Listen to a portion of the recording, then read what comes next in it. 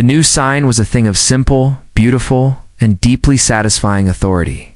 It was made of solid, carved cedar. The letters deep and clear. Lake Anna Louise. Private property. Access by invitation only. Below that, smaller letters. It read, "In loving memory of Anna Louise Franklin." A work crew was just finishing installing it at the entrance to the community beach, right next to a brand new, very tall and very imposing chain-link fence that now surrounded the entire lakefront.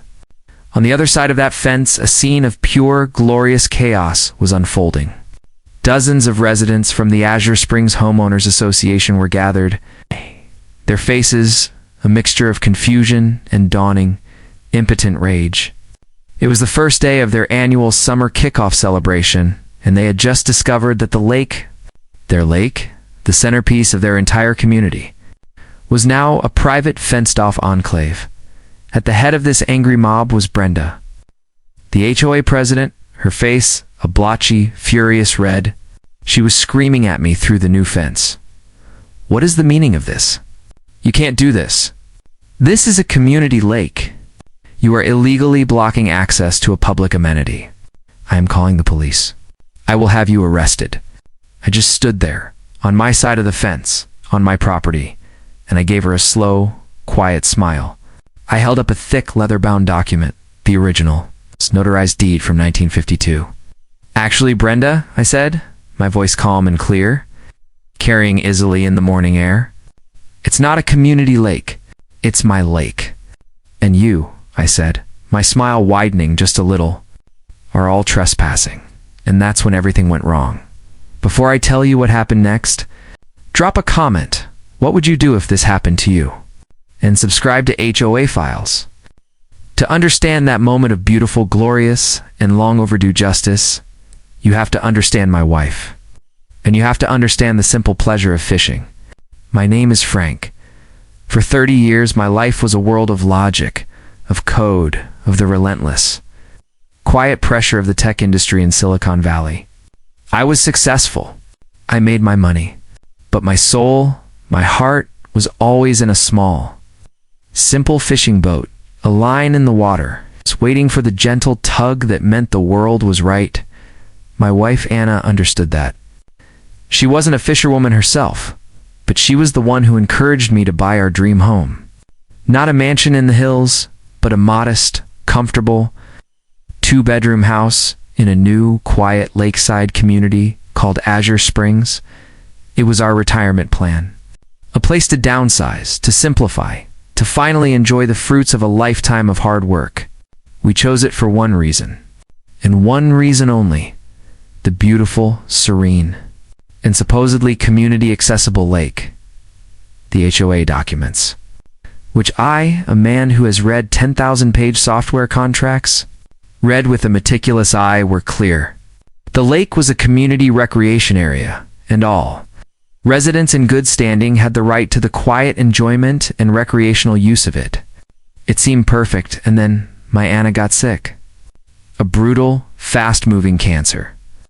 The next 2 years were a blur of hospitals, of treatments, of a quiet, desperate battle that we ultimately lost. After she was gone, the house, our dream house, was just a shell, filled with a silence that was too heavy to bear. My only solace, my only connection to a world that still had some color in it, was the lake. I would go out in my small boat every morning and I would fish. And for a few hours in the quiet of the dawn, I would feel a sense of peace. But that peace was about to be shattered. The new HOA president, a woman named Brenda, was a force of nature in the worst possible way.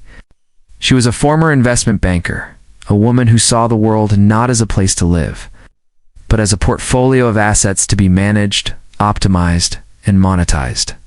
And our beautiful, quiet lake was, in her eyes, a grossly underperforming asset. My first interaction with her was at a new member orientation she had insisted attend. A year after I had already been living there, she was all smiles, but her eyes were cold and calculating. She spoke of revenue streams, of maximizing asset potential, and of her grand new vision for the community. And the centerpiece of that vision was the lake. The first sign of the coming storm was anew. Mandatory lake enhancement fee of $2,000 per household. It was to fund, she announced, with great fanfare, a massive, gaudy, and completely unnecessary fountain to be installed in the middle of the lake. A fountain with colored lights and synchronized music. Many of the older, more sensible residents were appalled.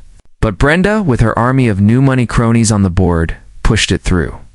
I paid it reluctantly just to keep the peace.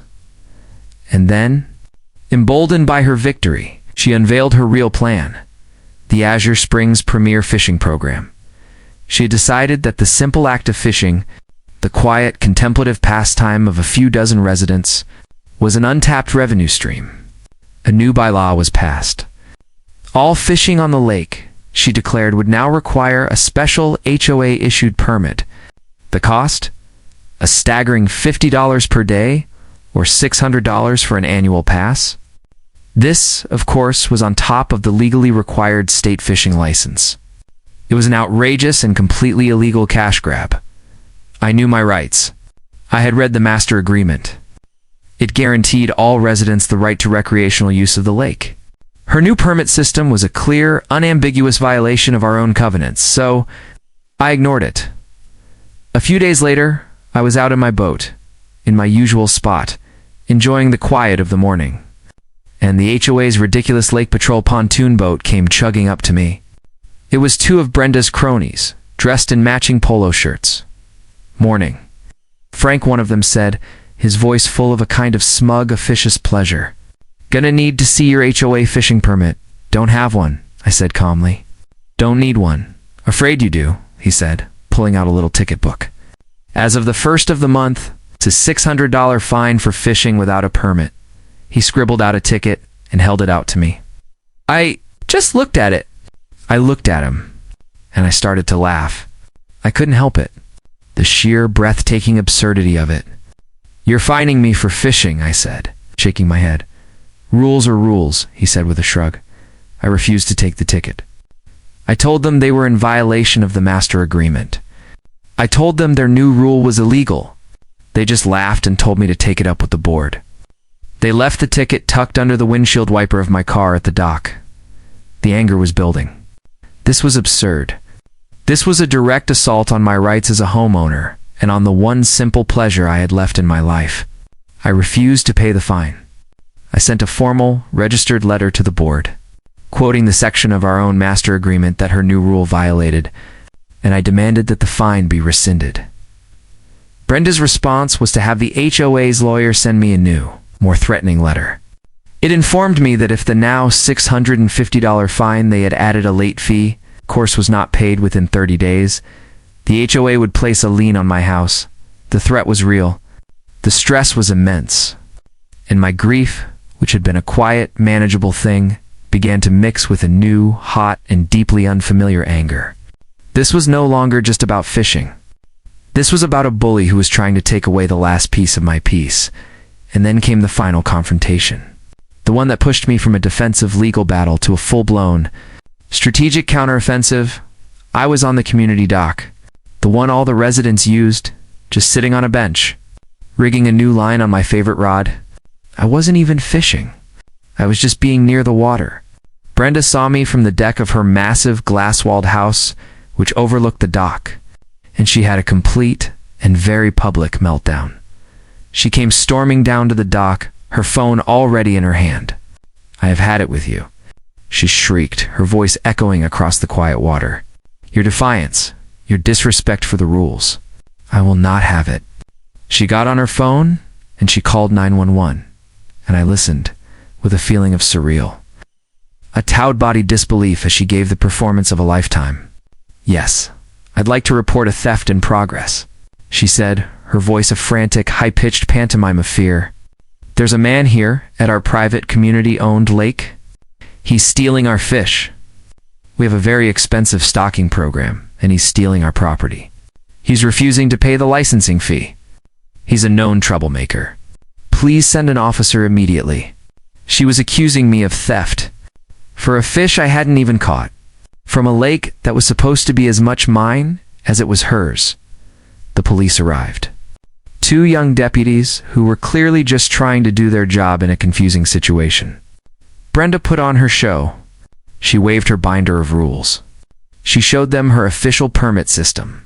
She painted me as a freeloader, a thief, as a hostile resident who was a threat to the peace and security of her community. The deputies were caught in the middle. They couldn't arrest me for fishing, but they were faced with a hysterical woman who was the president of a powerful community association. They did what cops so often do in a messy, ambiguous civil dispute. They tried to keep the peace. "Sir," the senior deputy said to me, his voice full of a weary resignation, "this is clearly a complex civil matter that needs to be sorted out in court. But for today, to de-escalate the situation, we're going to have to ask you to please refrain from using the lake facilities until this can be legally resolved."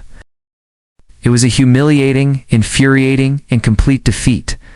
She had successfully used the police to have me banned from the one place I found solace. The look of pure, triumphant, venomous victory on her face in that moment is a look I will never, ever forget. My anger as I walked back to my house was no longer a hot, reactive thing. It had cooled into a solid, heavy, and incredibly dense object. It was the anger of a patient man who had been pushed too far. She wanted to play games with ownership. She wanted to talk about who had the right to control this lake. Fine, we would have that conversation. My career in tech had taught me one valuable lesson. The person who controls the source code controls the entire system. And I had a sudden, profound, and deeply unsettling question. Who actually owned the source code of our lake? I spent the next 2 weeks in a state of deep, forensic, and deeply satisfying research. I went to the county records office. I pulled the master deeds for the entire Azure Springs subdivision. I traced the chain of title back for a century, and then I found it.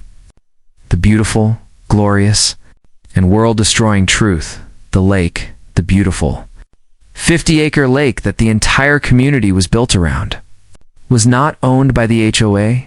It was not a community asset. It was a separate parcel of land with its own distinct deed. And it was owned by the original developer's family trust. A trust that was now administered by his elderly and financially struggling grandchildren in another state. The HOA, it turned out, only had a recreational usage lease. A lease that, I discovered with a jolt of pure electric joy, was set to expire in 6 months. I didn't just get mad.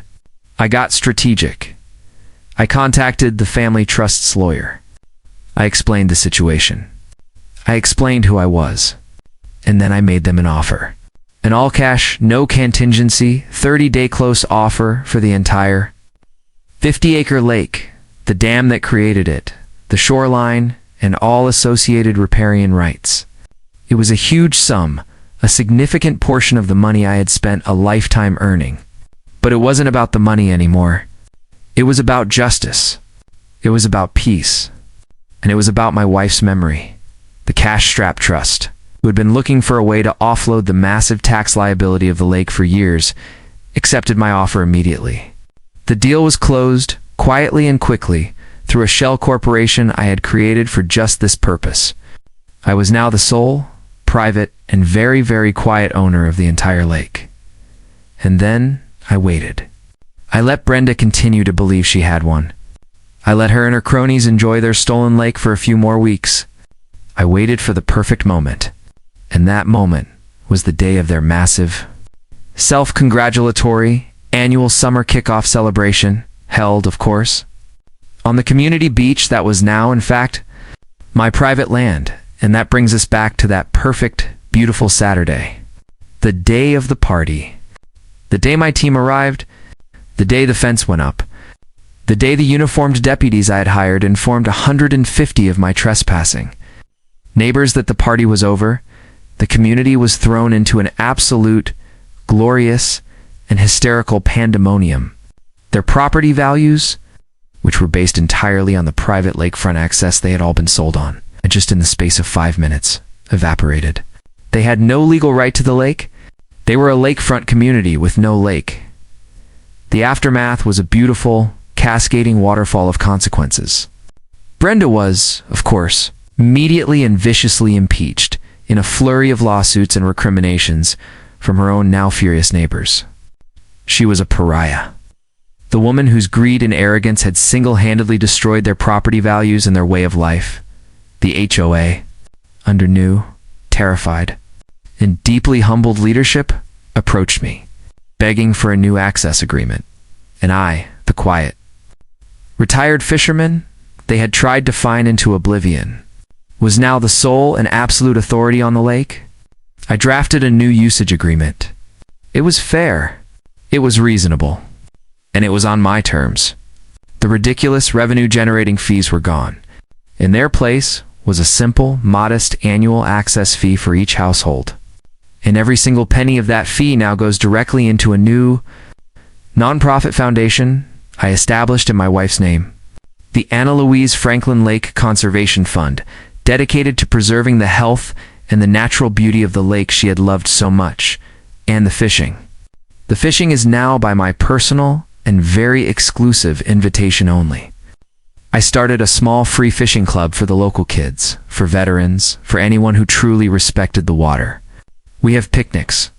We have cookouts. We enjoy the quiet beauty of the lake. This whole brutal, ugly, ultimately triumphant ordeal taught me a powerful lesson about the nature of greed. Brenda was so obsessed with squeezing every last dollar out of a resource she believed she could control that she never ever bothered to check who actually owned it. She tried to find a man for a fish, and in her blind, arrogant greed, she lost the entire lake for her and for everyone in her community. She learned the hard way that you can't sell a ticket to a show you don't own. The new lake agreement is working well, and a new, more respectful and much quieter community is slowly starting to form.